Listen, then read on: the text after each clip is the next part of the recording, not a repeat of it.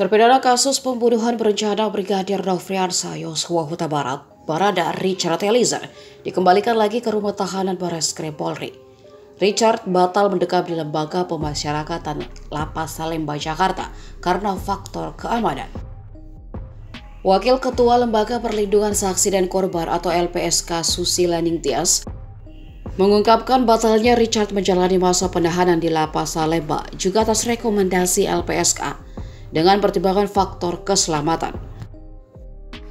Menurut Sus, faktor keselamatan tetap menjadi pertimbangan LPSK mengingat jumlah penghuni di Lapas Salemba lebih banyak ketimbang di rutan Barreskrim.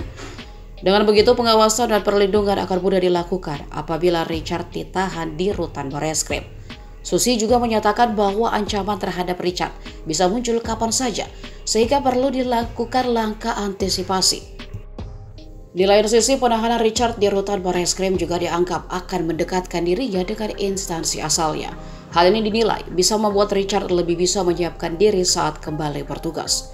Sebelumnya, Richard dipindahkan secara diam-diam dari rutan Barreskrim Polri ke Lapas Salemba pada Senin siang kemarin.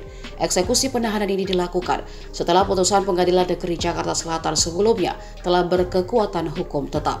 Ini terjadi setelah pihak kejaksaan dan Richard sama-sama menerima vonis majelis hakim.